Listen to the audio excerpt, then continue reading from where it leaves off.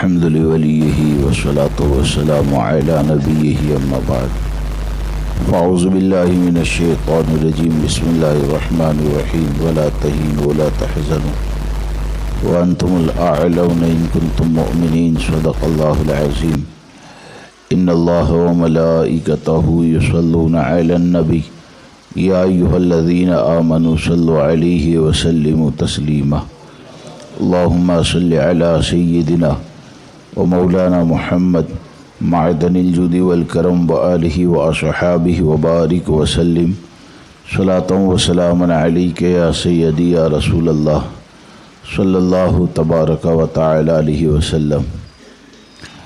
معزز سامعین کرام و رفیقان گرامی،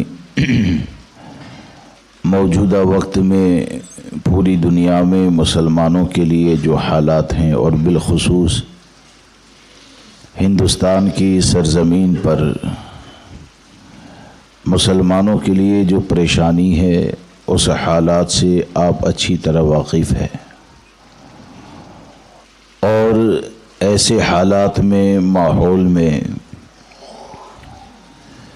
ہم کو ان پریشانیوں سے نکالنے کے لیے ہزاروں قسم کے فارمولے پیش کیے جاتے ہیں کہ مسلمان آج کے وقت میں یہ کرے تو کامیاب ہوگا، کوئی کہتا ہے فلاں کام کرے تو کامیاب ہوگا، اور حقیقت یہ ہے کہ سالوں سے لوگوں کے ذہن سے جو فارمولے ہوتے ہیں اور جو قاعدے ہوتے ہیں اس پر عمل کرنے سے ہم کو کامیابی نہیں ملی، یہ حقیقت ہے۔ تو ہم کو اس بات پر غور کرنا چاہیے کہ ہماری کامیابی کی ضمانت قرآن پر عمل کرنا ہے، حدیث پر عمل کرنا ہے۔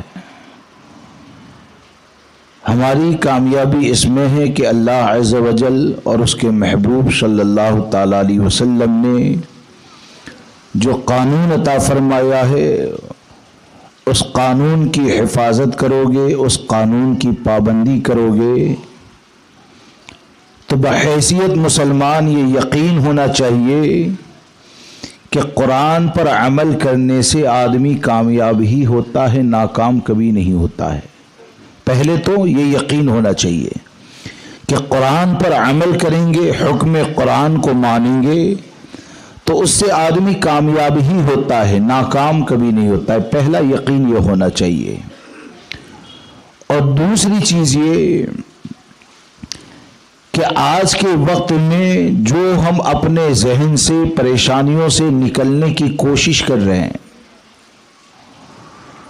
تو اپنے ذہن کو نہ لگاتے ہوئے 1400 سال کی بزرگوں کی زندگی میں ہم کو غور کرنا چاہیے کہ وہ پریشانیوں میں جب گر گئے تو اس وقت کے بزرگوں نے مسلمانوں کو پریشانیوں سے کیسے نکالا، کس طرح دین ایمان کی حفاظت کی اور ایمان کے ساتھ قبر میں گئے۔ یہ دو چیزیں اگر آج کے دور میں مسلمان سمجھ لیں اور اسی پر عمل کریں تو یقیناً یہ ہماری کامیابی کی ضمانت ہے۔ اور کامیابی صرف یہ نہیں ہے کہ آپ کو دنیا بہت سی مل جائے، کامیابی صرف یہ نہیں ہے کہ آپ کو دنیا کی ہر نعمت مل جائے۔ اصل کامیابی یہ ہے کہ دنیا کی ہر نعمت اگرچہ چلی جائے لیکن یہ کہ دین ہمارے دل کے اندر باقی رہے،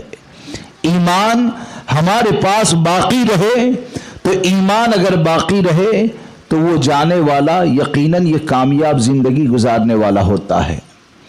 اور آج کے جو حالات ہیں نا وہ تو آقا کریم صلی اللہ تعالی علیہ وسلم نے بہت پہلے قرب قیامت کے حالات کے بارے میں بتایا کہ ان الاسلام بدأ غریبا وسیعود للغرباء وسیعود غریبا فطوبى للغرباء۔ اسلام غریبوں میں پھیلا، غریبوں میں سمٹ جائے گا، غریبوں کے لیے بشارت۔ تو یہاں پر غریب سے مراد یہ مال کی کمی والے نہیں ہیں، کیونکہ مالدار پھر کہاں جائیں گے، مالدار بھی تو ایمان والے ہیں، بہت سے مالدار ہیں۔ یہاں پر غریب سے مراد مہاجر، مسافر، مسکین، اس معنی میں کہ اسلام جس طرح ابتدا میں پھیلا تو جس نے بھی دین کو قبول کیا اسے پریشان کیا گیا. اور آپ جانتے ہیں صدیق اکبر ہے، عثمان غنی ہے، دوسرے صحابہ کرام بے شمار ہے کہ انہوں نے اسلام کو قبول کیا تو ان کو پریشان کیا گیا. ہمارے آقا صلی اللہ تعالی علیہ وسلم فرماتے ہیں کہ قرب قیامت میں پھر وہ دور آئے گا کہ اسلام پر عمل کرنے والوں کو پریشان کیا جائے گا، دین پر عمل کرنے والوں کو پریشان کیا جائے گا. اب پریشان جب کیا جائے گا نا تو آج پریشانی کو دیکھ کر اگر کوئی مایوس ہو جاتا ہے، آج ایک تکلیف کو دیکھ کر اگر بے چین ہو جاتا ہے تو یہ تمام زخموں کا علاج یہ ہے کہ یہ تمام پریشانیوں کو تم نے برداشت کر لیا، دین کا سودا کبھی نہیں کیا، شریعت کے قانون کا سودا کبھی نہیں کیا، شریعت کے فیصلے پر تمہارا دل راضی رہا، تو حقیقت یہ ہے کہ ہمارے لیے اتنا کافی ہے کہ امام الانبیاء صلی اللہ تعالی علیہ وسلم نے ان پریشان حال میں استقامت یعنی حق پر قائم رہنے والوں کے بارے میں فرمایا کہ فطوبى للغرباء، کہ ایسے پریشان حالات لوگوں کے لیے بشارت ہے، ایسے پریشان حالات لوگوں کے لیے خوشخبری ہے. اب آپ مجھے بتائیں کہ امام الانبیاء جسے خوشخبری عطا فرمائے، امام الانبیاء جسے بشارت عطا فرمائے، تو یقیناً امام الانبیاء کی بارگاہ سے بشارت مل جانا ایک مومن کے لیے دنیا کی بھی کامیابی ہے، آخرت کی بھی کامیابی ہے. تو ہم کو پہلے تو یہ سوچنا چاہیے. اور دوسری بات یہ کہ ہمارے بزرگوں کا طریقہ کیا رہا اور قرآن اور حدیث نے ہم کو تعلیم کیا دی. پہلی بات تو یہ کہ کامیابی دینے والا کون ہے؟ اب بولیے، ارے بولیے، اللہ تبارک و تعالیٰ نے. بیان نہیں، بس دو چار باتیں سمجھانا چاہتا ہوں. اللہ مجھے آپ کو سب کو صحیح سمجھ عطا فرمائے. کامیابی دینے والی ذات کون ہے؟ اللہ. اگر اللہ تبارک و تعالیٰ اگر ناکام کرنا چاہے تو تم 25 لاکھ لوگ جمع ہو کر کامیاب ہو سکتے ہو؟ اور اللہ تبارک و تعالیٰ اگر عزت و غلبہ عطا کرنا چاہے تو دنیا میں کوئی تمہیں ناکام نہیں کر سکتا ہے. یہ ہمارا ایمان ہے. کیا ہے؟ یہ ہمارا ایمان ہے، یہ ہمارا عقیدہ ہے. اب اللہ چاہے تب کامیاب ہو سکتے ہو. اب اللہ تبارک و تعالیٰ نے کامیابی کن کے لیے رکھی؟ اللہ تبارک و تعالیٰ نے کامیابی کن کے لیے رکھی؟ کامیاب کون ہوگا؟ رب کی بارگاہ سے ہم کو کیا قانون دیا گیا؟ تو کیا قرآن میں یہ نہیں فرمایا گیا؟ یقیناً فرمایا گیا وَأَنْتُمُ الْأَعْلَوْنَ إِن كُنتُم مُؤْمِنِينَ، کہ کامیابی کے لیے قانون کیا دیا گیا؟ اگر تم مومن ہو، اگر سچے مسلمان ہو تو اللہ تمہیں کامیابی عطا فرمائے گا. سچے مسلمان ہو تو اللہ تمہیں کامیابی عطا فرمائے گا. یہ کامیابی کی ضمانت. اب آج کے وقت میں ہم کو یہ دیکھنا ہے کہ ہم مسلمان تو ہیں، ہماری کمزوری کیا ہے؟ ہم مسلمان تو ہیں لیکن یہ کہ ہم کس راہ پر جا کر کامیابی حاصل کرنا چاہتے ہیں. تو آج ایک بہت بڑا طبقہ یہ ایسا پیدا ہو گیا کہ آج کے دور میں اگر کامیاب ہونا ہے نا تو ایک بہت بڑا طبقہ ایسا ہے کہ اب علماء کے بیانات کے اوپر دھیان نہ دیں، گورنمنٹ کے ساتھ رہنا ہے، دنیا میں جینا ہے تو ہم کو یہ تو کرنا ہی پڑے گا، فلاں تو کرنا ہی پڑے گا. اور بالخصوص جب کبھی کوئی پریشانی آتی ہے اور ایسے وقت میں اگر گستاخ رسول کا رد کیا جائے، اگر گستاخ صحابہ کا رد کیا جائے تو لوگوں کو یہ ذہن دینے کی کوشش کی جاتی ہے کہ مسلمان مارے جا رہے ہیں. اور ایسے وقت میں یہ علماء کی جماعت ہے جو مسلمانوں کو معاذ اللہ اور ناکامی کی طرف لے جانے کی کوشش کر رہی ہے. میں صرف آپ سے یہ کہنا چاہتا ہوں کہ ہماری بات نہیں کرتا، میں اپنی بات نہیں کرتا، میں آپ کو یہ بتانا چاہتا ہوں کہ دنیا میں جو کچھ بھی کہتا ہے اس کو چھوڑیے. اللہ تبارک و تعالیٰ نے جب اعلان کر دیا کہ کامیابی ایمان والوں کے لیے ہے، تو ایمان والوں کی صفت بھی تو بیان فرمائی کہ ایمان والوں کی صفت کیا ہے. تو قرآن میں ایمان والوں کی صفت، یہ دو آیتیں میری یاد رکھ کر گھر پر جائیں، اللہ توفیق دے عمل کی. ایمان والوں کی جو صفت قرآن میں بیان فرمائی نا، وہ کیا ہے؟ لا تجید قوما یؤمنون باللہ والیوم الآخر، جو اللہ اور یوم قیامت پر ایمان رکھتا ہے نا، اسے نہیں پاؤ گے. کیا؟ یوادون من حاد اللہ ورسولہ، کہ وہ اللہ اور اس کے رسول کے دشمنوں کے ساتھ محبت کرے. اللہ اور اس کے رسول کے دشمنوں کے ساتھ محبت کرے. اب اس آیت میں کیا فرمایا؟ جو اللہ اور یوم قیامت پر ایمان رکھنے والا ہے نا، وہ اللہ اور اس کے رسول کے دشمنوں کے ساتھ محبت نہیں کرے گا. اب ہمارے یہاں بہت سے لوگوں کے وہاں فرق کیا ہوتا ہے؟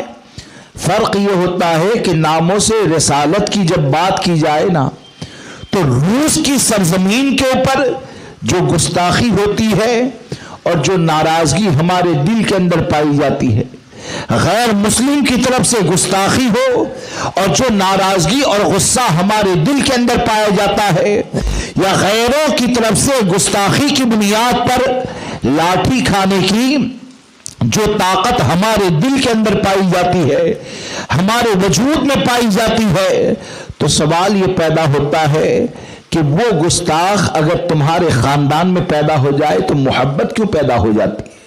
وہ تمہاری برادری میں پیدا ہو جائے تو محبت کیوں پیدا ہو جاتی ہے؟ وہ تمہارے شہر میں پیدا ہو جائے تو محبت کیوں پیدا ہو جاتی ہے؟ اللہ تبارک و تعالیٰ نے ایمان والوں کی صفت یہ بتائی کہ جو ایمان والا ہوگا، اللہ اور یوم قیامت پر ایمان رکھنے والا ہوگا، وہ اللہ اور اس کے رسول کے دشمنوں سے محبت نہیں کرے گا.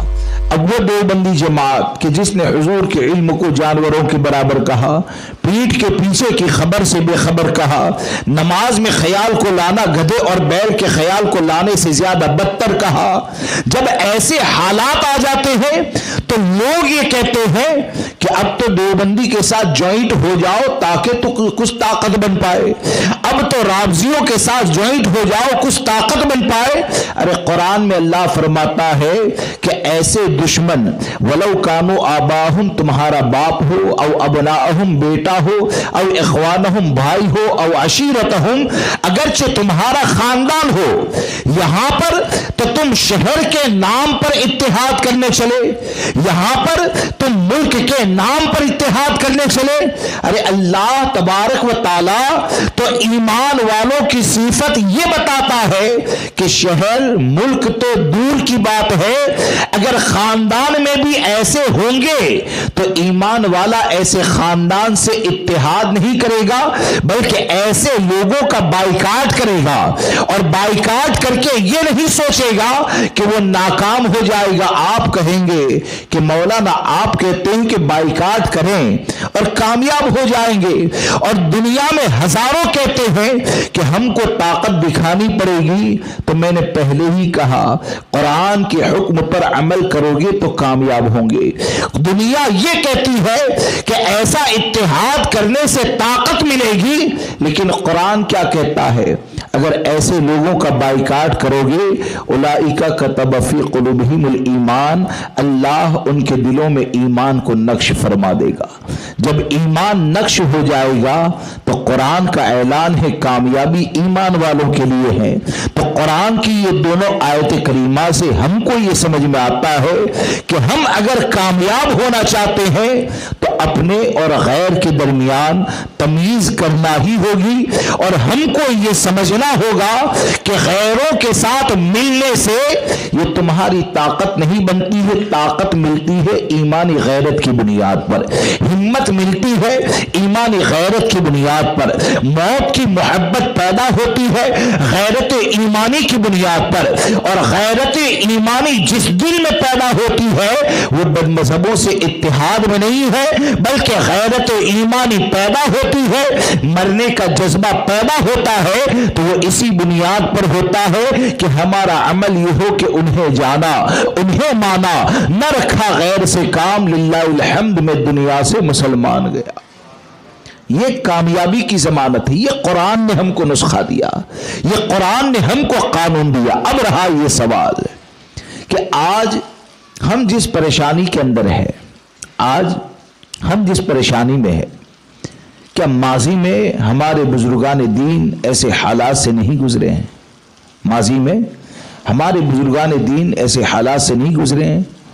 یقیناً گزرے ہیں, اور وہ ان حالات سے گزر کر کامیابی کے ساتھ قبر میں گئے, اور کامیابی کے ساتھ قبر میں جا کر زمین پر جتنے بھی چلنے والے ہم اور آپ, ہم سب کے لیے ایک فارمولہ دے کر گئے کہ ہم نے جو عمل کیا اور امت مسلمہ کی جو حفاظت فرمائی, تم بھی محفوظ رہنا چاہتے ہو تو اسی پر عمل کرو.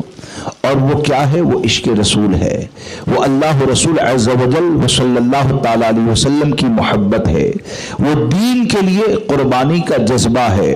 میں آپ کو ایک مثال دیتا ہوں کہ نبی اکرم نور مجسم رحمت عالم صلی اللہ تبارک و تعالی علیہ وسلم کا ظاہری دنیا سے پردہ ہوتا ہے, اور ایسے وقت میں جب صدیق اکبر رضی اللہ تبارک و تعالیٰ جب خلافت کی مسند پر بیٹھے اور آپ امیر المؤمنین بنتے ہیں, تو غور سے سماعت کریں کہ آج جو لوگ یہ کہتے ہیں کہ ایسے حالات میں بھی دیوبندیت, وہابیت, رافضیت کا رد کیا جاتا ہے, ارے اس سے برے حالات میں ہمارے بزرگوں نے, ابھی تو کیا ہوتا ہے, یہ زبان سے رد کیا. اگر جمعہ کے بعد کوئی جا کر بد مذہبوں سے ملے گا تو ہم تلوار لے کر اس کو روکنے والے نہیں, ہم گھر میں آ کر اس کو سمجھانے والے نہیں, ہم تو زبان سے کر رہے ہیں. لیکن ایسے حالات میں کہ جب مانعین زکوٰۃ کا فتنہ, یعنی زکوٰۃ کا انکار کرنے والوں کا فتنہ پیدا ہو گیا تھا, ارتداد کا فتنہ, اس کے علاوہ مسیلمہ کذاب نے حضور صلی اللہ تعالی علیہ وسلم کی ظاہری حیات میں آخری آپ کی عمر مبارک میں نبوت کا دعویٰ کر لیا تھا, وہ فتنہ, یعنی اتنے سب فتنے چاروں طرف سے پیدا ہو گئے تھے کہ ایسے وقت میں بے شمار صحابہ کرام بھی صدیق اکبر کو نرمی کے بارے میں کہتے تھے. کیا کہتے تھے؟ صدیق اکبر رضی اللہ تبارک و تعالیٰ عنہ کو نرمی کے بارے میں کہتے تھے. لیکن صدیق اکبر رضی اللہ تبارک و تعالیٰ نے مسیلمہ کذاب کے فتنے کو ختم کرنے کے لیے وہ بدری صحابہ کہ جن کو برکت حاصل کرنے کے لیے جہاد میں جانے سے منع کر دیا تھا, وہ بدری صحابہ کو بھی آپ نے مسیلمہ کذاب کے مقابلے میں بھیجا. کیوں؟ کہ اس نے نبوت کا دعویٰ کیا تھا. ہزاروں صحابہ, بے شمار صحابہ وہاں پر شہید ہوتے ہیں, مسیلمہ کذاب کا خاتمہ کیا, اور اللہ تبارک و تعالیٰ نے صدیق اکبر کو صحابہ کرام کو کامیابی عطا فرمائی. اب ایسے دور میں وہاں پر تلوار سے فتنے کا خاتمہ کیا جا رہا ہے, ایسے دور میں وہاں پر تلوار سے نبوت کا دعویٰ کرنے والے کا خاتمہ کیا جا رہا ہے. اور آج کے دور میں ہمارا جو دیوبندی جماعت سے اختلاف ہے نا, تو انہوں نے کیا لکھا؟ وہاں پر مسیلمہ کذاب نے نبوت کا دعویٰ کیا, صدیق اکبر نے تلوار سے جہاد کیا. اور آج کے وقت میں دیوبندی جماعت نے یہ لکھا کہ معاذ اللہ بعد زمانہ نبوی اگر کوئی نیا نبی پیدا ہو جائے تو خاتمیت محمدی میں کوئی فرق نہیں آئے گا. یعنی ہمارے نبی کے ہمارے آقا صلی اللہ تعالی علیہ وسلم کے آخری نبی ہونے کا انکار کیا. اب قرآن کہتا ہے ہمارے آقا یہ خاتم النبیین ہے, حدیث کہتی ہے ہمارے آقا یہ خاتم النبیین ہے.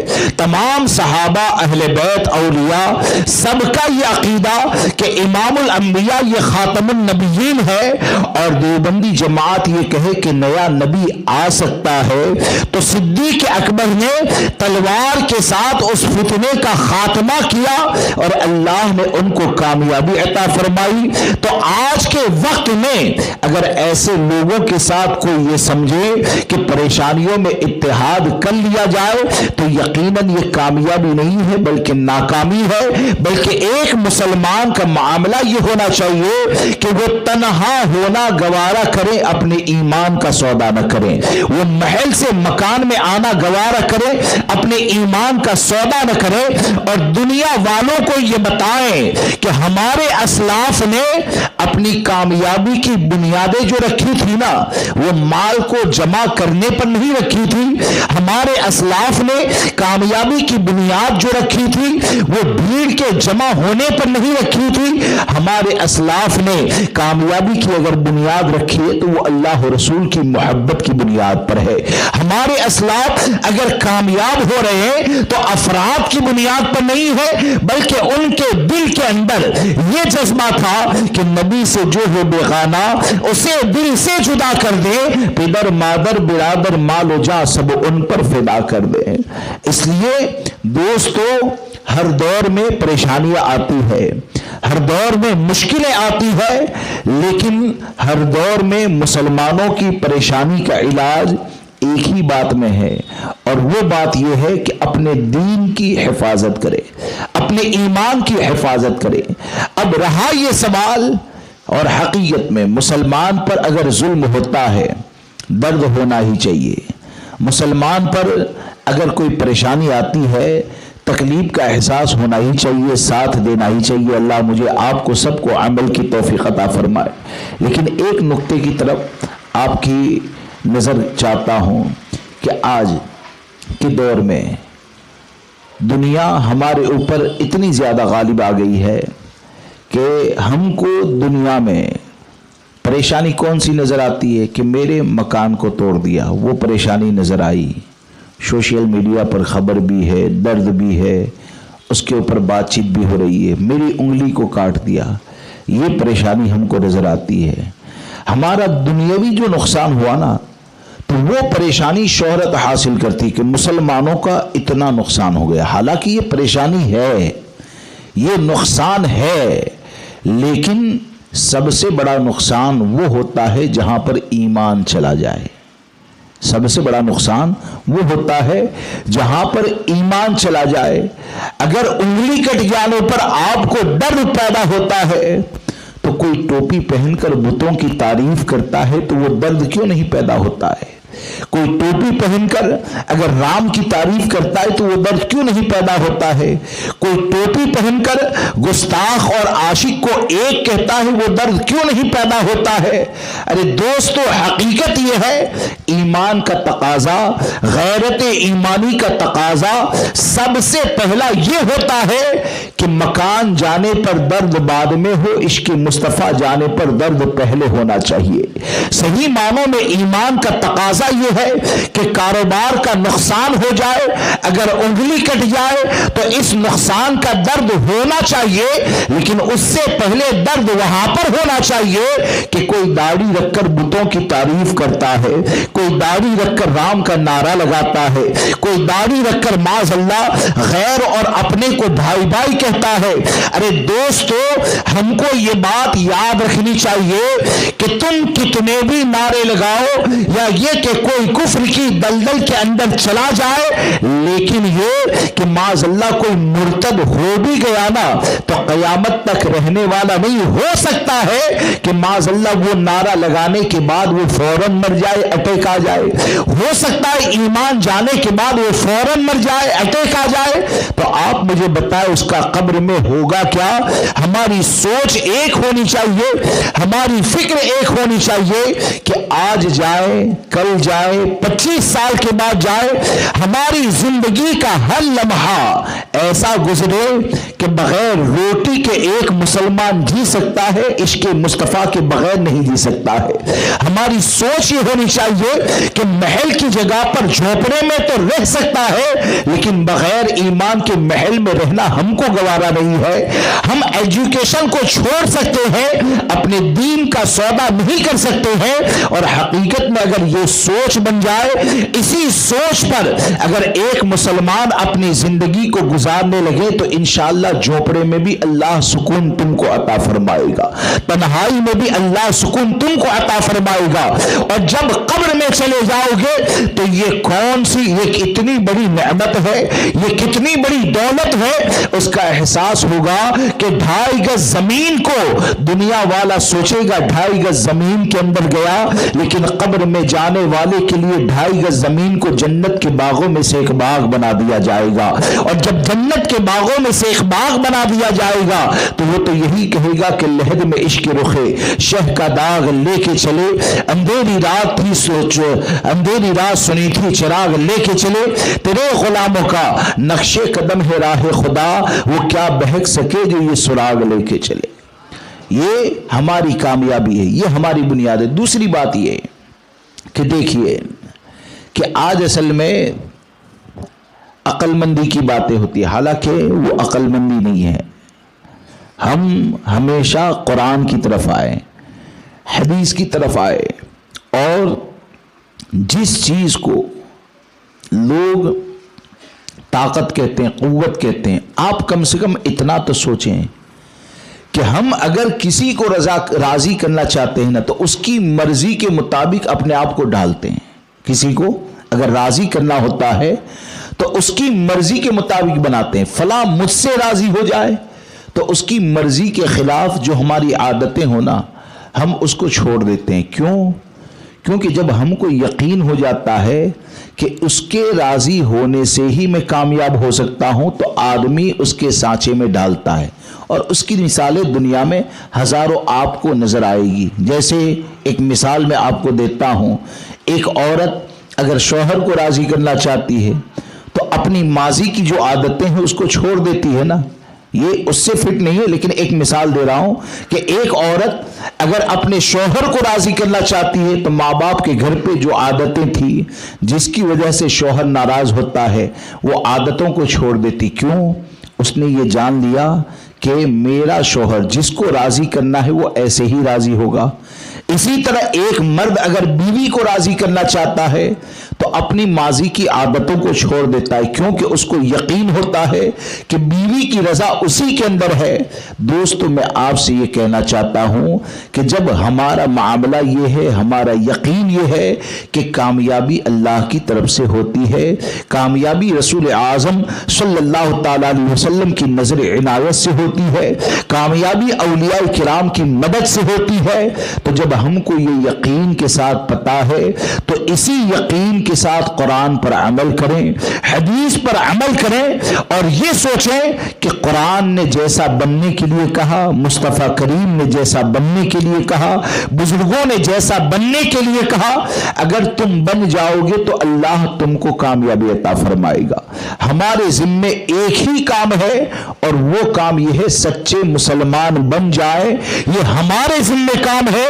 اگر یہ ہم اپنی ذمہ داری کو ادا کریں گے نا تو تختہ کب پلٹ جائے گا پتہ بھی نہیں چلے گا۔ شرط یہ ہے ہم وہ بنے جو قرآن چاہتا ہے، ہم ایسے بنے جو حدیث مصطفیٰ چاہتی ہے، ہم ایسے بنے جو سرکار غریب نواز رضی اللہ تبارک و تعالیٰ چاہتے ہیں، اور 1400 سال کے بزرگوں نے جو چاہا ہے وہ یہی ہے کہ ہم مسلمان ہیں، مسلمان بن کر رہیں، مسلمان بن کر بڑھیں، اور کہیں پر بھی یہ نہ سوچیں کہ بد مذہبوں سے گال میل کرنے میں یا کفر یا نعرہ لگانے میں معاذ اللہ رب العالمین کامیابی پائی جاتی ہے۔ ایک مسلمان کا ہر زمانے میں سب سے بڑا فریضہ یہی تھا، یہی ہے، اور یہی فریضہ ہر زمانے میں رہے گا کہ اپنے ایمان کو بچائے، اپنے دین کو بچائے۔ اگر یہ بچ جائے تو اکیلے ہو کر بھی کامیابی ہے، اور اگر یہ نہ رہے تو یقین جانے دنیا میں تمہاری کتنی بھی واہوائی ہو، ناکامی کے علاوہ کچھ بھی نہیں ہے۔ اس لیے سچے پکے سنی مسلمان بنے۔ اللہ تبارک و تعالی مجھے، آپ کو، ہمیں، ہمارے قیامت تک آنے والی نسلوں کو دین اسلام پر مضبوطی سے عمل کرنے کی توفیق عطا فرمائے، اسی پر موت نصیب فرمائے، اور ہم سب کو حق کی حمایت کے لیے حضور غوث اعظم رضی اللہ تبارک و تعالیٰ کی طاقت و قوت کا صدقہ اللہ تبارک و تعالیٰ ہمیں عطا فرمائے۔ اور جتنے مسلمانوں پر ظلم ہوتا ہے اللہ تبارک و تعالیٰ اولیاء احمد آباد بالخصوص حضور سرکار سیدنا شاہ عالم رضی اللہ تبارک و تعالیٰ کے صدقے تمام مسلمانوں کی مدد فرمائے۔ السلام علیکم ورحمۃ اللہ وبرکاتہ۔ سنت ادا کر لیں۔